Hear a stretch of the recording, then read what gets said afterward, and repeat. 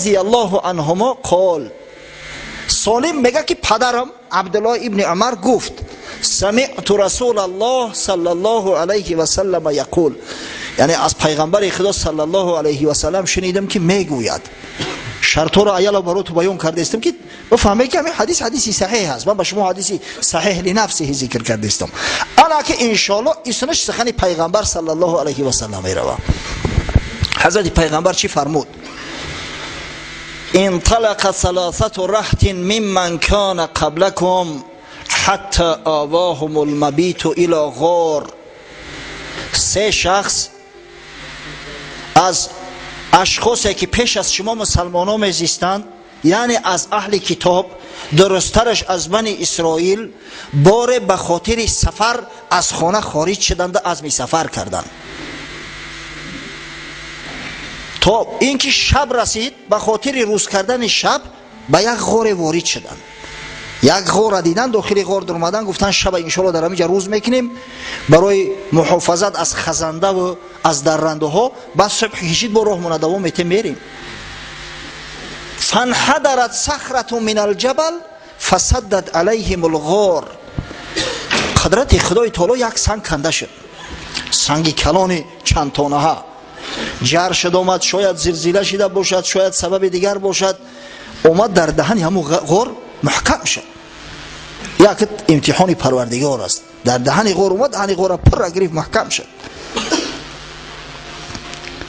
این بیچاره دیگه موندن زنده به گور.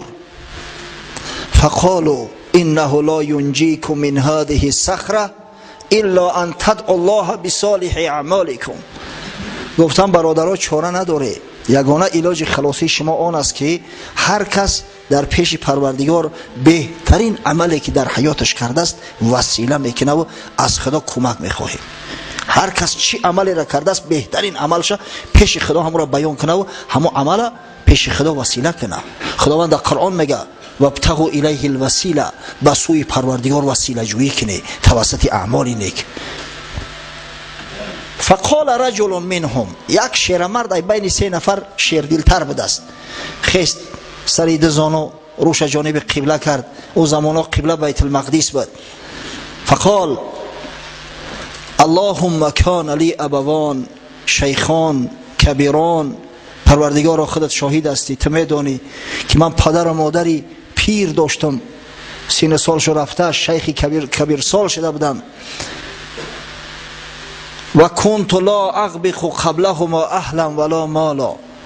و یک عادتی هم داشتم که تا پدر و مادرک ما شکمشون سیر نمیکردم، نه پروای زن فرزند میکردم، نه پروای گاو و مال. در نوبت اول شکمک میارا سیر میکردم، خدمتشون میکردم. فنأ بی طلب شجر یوما فلم اریح علیهما حتی ناما. یک روز میگه به خاطر هزم چینی، هزم جمعواری از خونه خارج شدم، رحم دورتر غلطید، تا نماز شام هر قدر که کوشش کردم دیگه اومده و رسیده نتونستم. اومدم که خواب شو برده است. فحلبت لهما غبوقهما. شیر جوشیده میگه طعام بگهی روزیشون رو تیار کردم. غبوق طعام بگهی را میگن اوژینا. فحلبت لهما غبوقهما فوجدتهما نائمین. اومدم که خواب شو برده است، دیگه دلم نشید بیدار شو کنم. فکرهت ان اوقدهما و ان اغبق قبلهما اهلا او مالا. دلم نشید که طعامی را که برای پدر و مادرم تیار کردم در فرزندان بتم.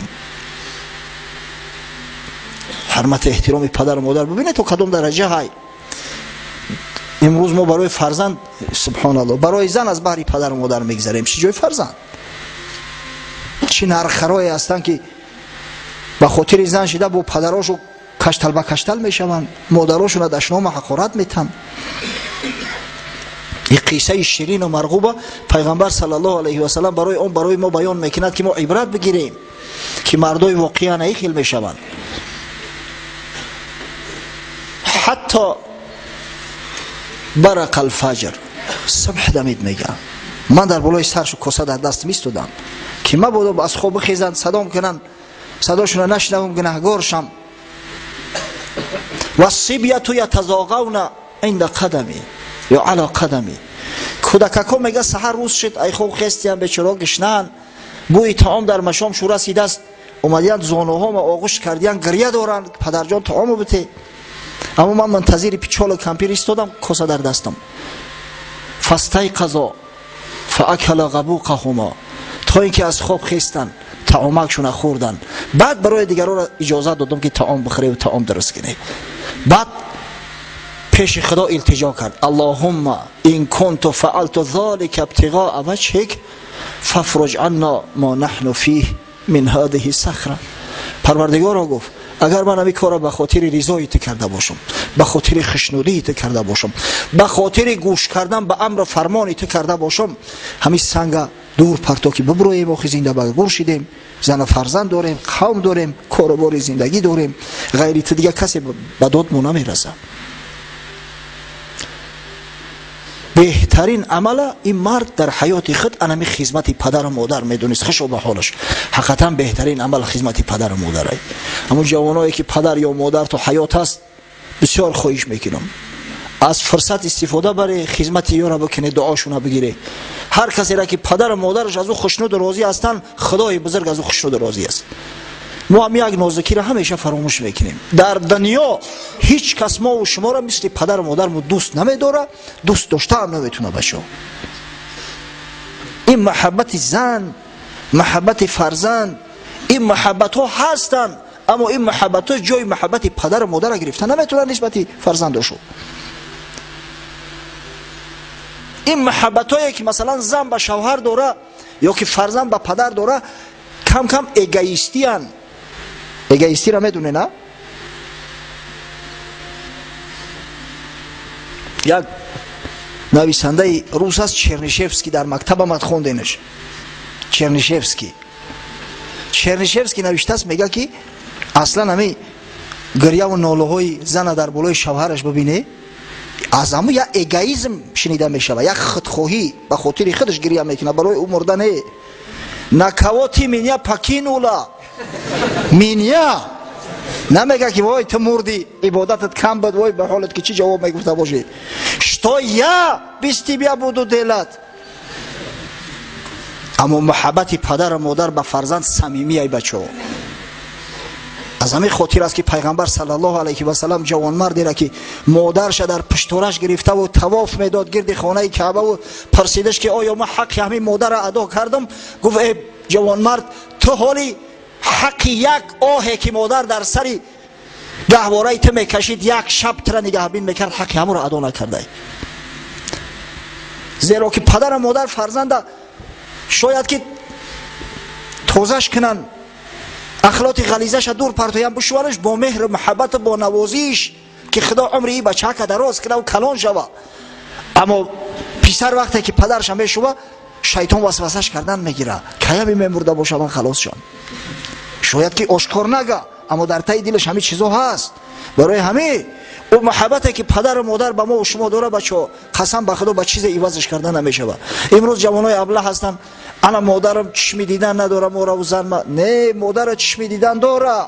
تو جوان مرگ حق مادرت رعایت نمیکنی. از همون خاطر است که هم مادر قهرش میکنه که من این جوان 18 سال 20 سال تربیت کردم امروز یک زنه که بیگانه را که نو زنش دست آوردستش از ما بالاتر میدونه.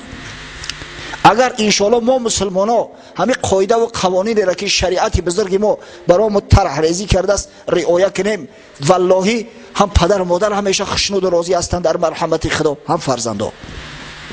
این مردم ما را منتالیته مو اسلامی است میدونه. ما آداب و اخلاق اسلامی داریم.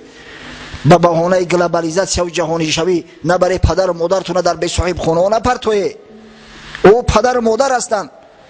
پدر اگر خوب باشه خوب بانش که میگن تو پدر راضی نشوه هیچ وقت خدا از تو راضی نمیشوه. اگر مادر راضی نشوه روی جنت نمیبینی اگر شیخ هم که باشی.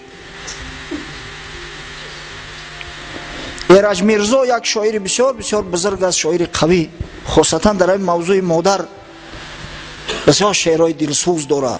یک نظم داره ایرج میرزا درباره محبت مادر به فرزند. برای تعلیم شما من میخوانمش. داد معشوقه به عاشق پیغام که کند مادری تو با من جنگ. هر کجا بیندم از دور کند چهره پرچین و جبین پراژنگ. با نگاه غضب‌آلود زند بر دل نازک من تیری خدنگ. یک عروسی نو قهر میکنه خونهشو میره، بعد اگه شوهرش به سرش میره که بیا بگیرم برمد، گوی اوچای تا همیشه با من جنگ میکنه، هر وقت ببینم خوش قوق میکنه، دل من نازکه. یک کمپیر همیشه مثل که تیری خدنگ میزده باشه، با همون نگاه غضب‌آلودش دل ما پوره میکنه. نمیرم گفت گر تو خواهی به وصالم برسی، باید این ساعت به خوف درنگ. روی و سینه تنگش بدری، دل برون آری از آن سینه تنگ. گرم خونین به منش بازاری، تا که شاید دل من از خون رنگ. اگر گفت وصال ما را میخواهی، اگر میخواهی که من قطعی زندگی را دوام بتم از تو جدا نشم، برا کمپیری مادر تا در خلوت هیچ کنه باشه، هیچ کنه بینه، سینه‌ش چاک کن، دل شبه برار، همون دیلی که با خون آلوده بگی به پیش من بیار، همچی یک نشانه ای که اینا کشتمش، در همون صورت دلم تسکین مییابه و قطعی زندگی میکنم. در عکس حال نه. عاشق بخیرد نافرجام، نه بدان فاسق به اسمت ننگ. رفت مادر را افکند به خاک، سینه بدرید و دل آورد به چنگ. این پدرسک خیس رفت، مادر خواب کرد، سینه‌ش چاک کرد، دل از قبضه سینه خارج کرد، از صندوق سینه. قصد سرمنزل معشوقه نمود، دل مادر به کفش چون نارنگ. از قضا خورد نمی در به زمین، ونده که رنجه شد او را آرنگ. دل در دستش که خانه معشوقش می روه، دهنی در اومد، در همون ناجه در پاش برخورد، افتید بدگهر آرینجش اندکی خسته شد، آرینجش خراش برداشت، خداوند سرش میده میکرد. انشالله که کسافت این طایفه مردم امری خوب نمیبینن. آن دل گرم که جان داشت هنوز، افتاد از کف آن بی فرهنگ. دل ای دستش غلطید، ولی تپیده است. از زمین باز چه برخاست نمود، پی برداشتن آن آهنگ. دید که از آن دل آغشته به خون، آید آهسته برون این آهنگ. آه دستی پسرم یافت خراش، وای پای پسرم خورد به سنگ. به خاطر گرفتن دل آمد که دل قدرت خدا در گپ در اومده است. به جای آن که شکایت کنه و دعا کنه، میگه بچه که دستش خراش خورد، پای بچه هم در سنگ زد، روی بچه در خاک. یعنی پدر مادر الان خیلی مهربانه نسبت فرزند، اما افسوس صد افسوس که ما حق و حقوق او را رعایت نمیکنیم، خدمت پدر و مادر را به طوری باید و شاید انجام نمیدیم. یک چیز به یقین بدونه، بعضی جزاها هست که بعضی گناه‌های هست که در همین دنیا مجازات میشوند. خداوند هرگز او را به تا قیامت موقوف نمیگذاره. یکیش همین رنجش پدر و مادر، شخصی که پدرش رنجاند از فرزندش دشنام میشنوه، شخص پدر دشنام داد از فرزندش لطکوب میخوره. این به یقینه این سخن پیغمبر صلی الله علیه و سلم است که هزارها مراتبه همچون حجت ثابت شدگی است، در حیات مردم دیدن. در حق پدر و مادر نیکی کنه تو از فرزنداتو ببینه، نکرده از فرزنداتو از او بدتر میبینه.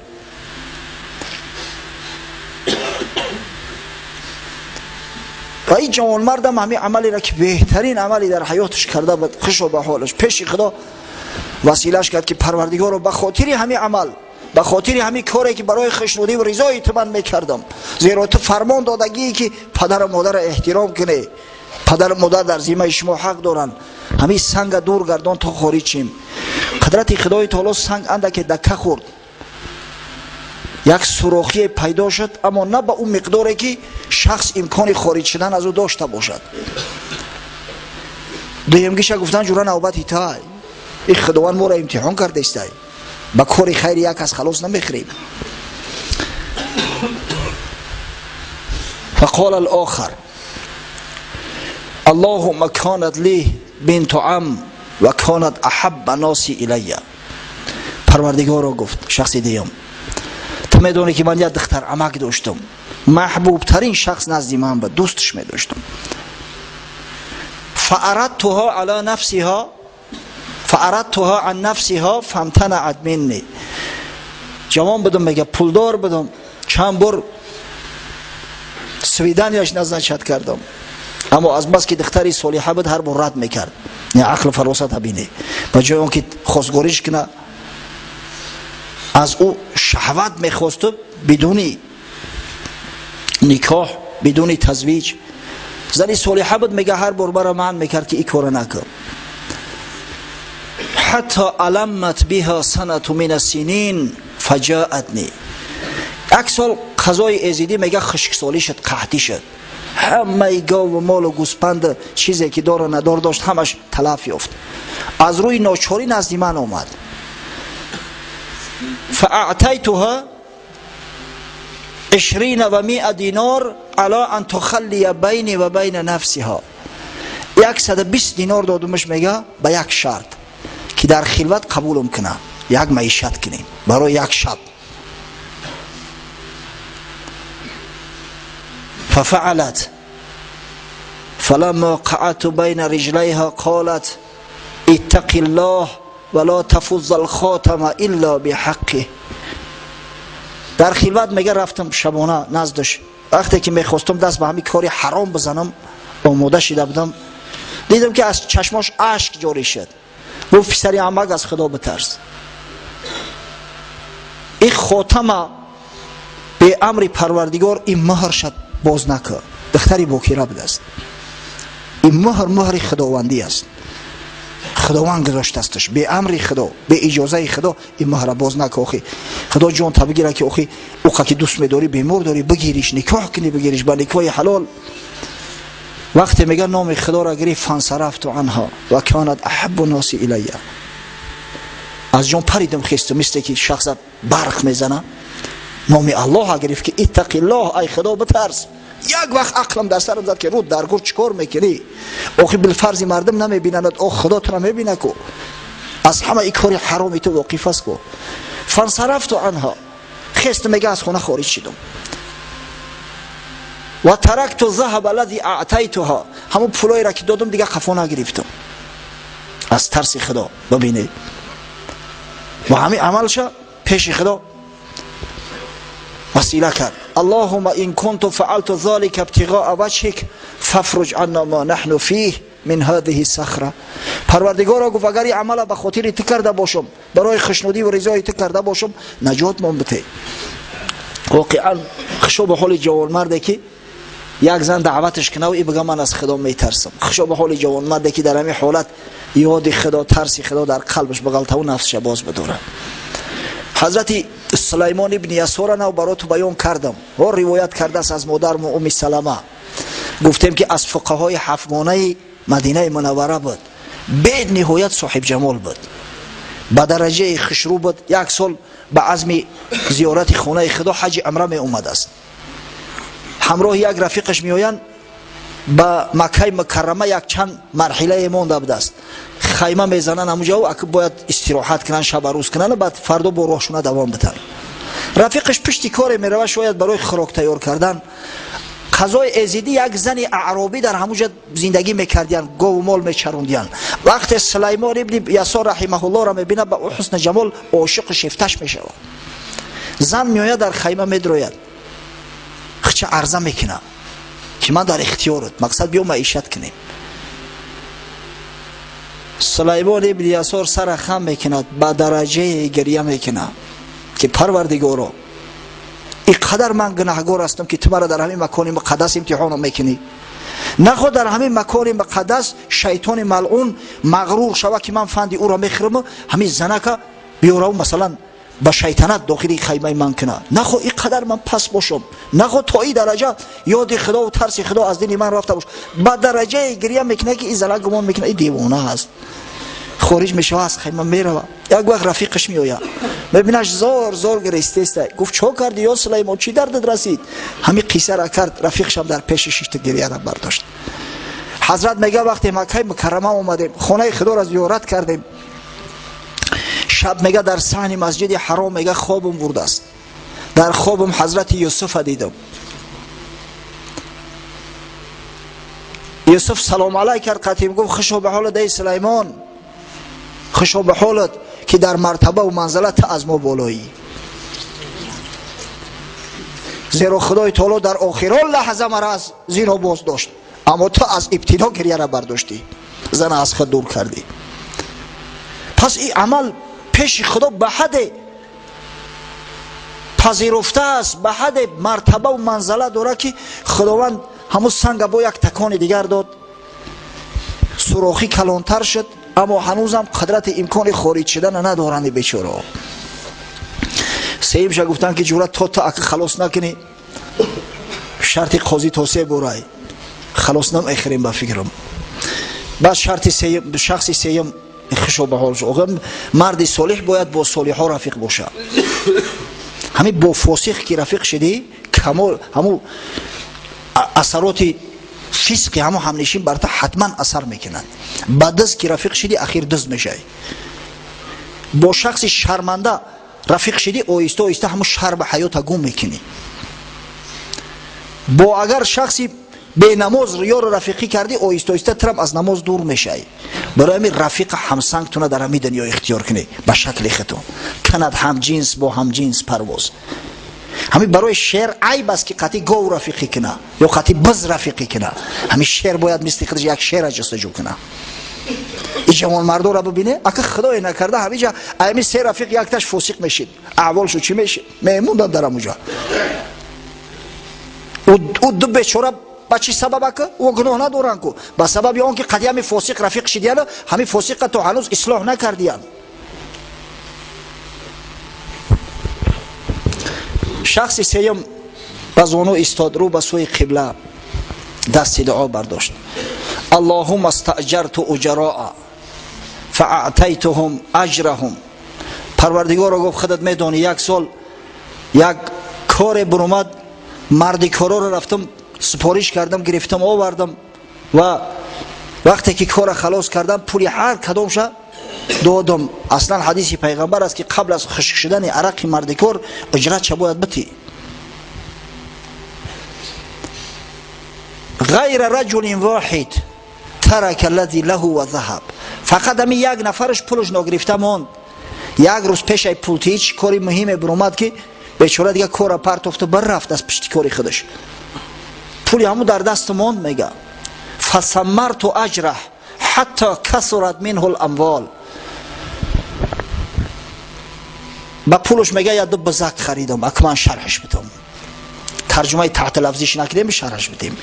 یعنی که پولا میگه در عبارات موندم. این تصویر عبارات های یک چند بزک خریدم، بزار زایدن بسیار شدن، با بزار فروختم، گوسپند خریدم، گاو خریدم، شتر خریدم، غلام خریدم. اما پولی خودش در این بین 10-15 سال گذشته است. توخی مالش به نهایت زیاد شد. فجاءنی بعد حین، بعد چند مدت اومد. فقال یا عبدالله ادی الی اجری.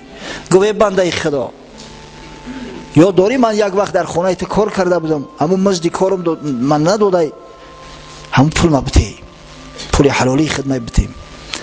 بعد میگه نشانش دادم همون عادی را مال ایرا جدا از مال خدمت چرونم که ارالش نشوه. ببینه تو کدام درجه را مردم ثقه بدن، توزه بدن، عدل بدن. گفتم کل ما ترى من اجرک من الابل والبقر والغنم والرقیق. همه چیزایی میبینی همش مال تو است. گفتم برادر همه شترا و گاوا و بز گوسپندا و این غلامایی که پدمانی کرده استیان همه مال تو است. گفت یا عبدالله لا تستهزئ بی. ای بنده خدا گفت تو به خدا قسم از قرم نکن. تو دیدی که من در مشکلی غلطیدم، تو همین قصاله که لازم نبود نه اومدم، الحال به همون پول محتاج شدگیم، تو مرا مذاق میکنی؟ در جواب گفت اینی لا استهزئ بک. این مرد گفت من استهزاء نمیکنم، چی زورم اومد از دروغ میگم؟ اون مردم رنگی ما نبودن که بهوده دروغ گفتن بگیرن، به منفعت به منفعت. چی زورم اومد است که دروغ میگم؟ همین مال تو است، از برای خودم مال حلال ته بگی. فاخذ کله فاستاقه ولم یترک شیئا، همش میگه پیش انداز کرد گرفت برد، هیچ چیم نمونده است. حتی یک گوم نداد که اقلا کیروی همیقه مهنت کردن تو این پول ملایقه کردن. نیکی من میگه ایو یگون طلبم نداشتم، این را به خاطر رضای خدا کردم، برای اون کردم که امانت به امانتدار بسپار ببخشم. بعد همین عملش وسیله کرد. اللهم ان كنت فعلت ذلك ابتغاء وجهك فافرج عنا ما نحن فيه. پروردگارا گفت اگر ما همین کارا به خاطر تو کرده باشم، به خاطر خشنودی و رضای تو کرده باشم، نجات من بده. فانفرجت الصخره فخرجوا یمشون. گفتن همو بده از دهن غار دور شدن سنگ همان. پروردگار به امر خداوند سنگ جرشید بر رفت به پایونه، دهنی در غار باز شد، 3 جوان مرد از غار خارج شدند، پشت کاراشو با بر رفتن. ببینید وقتی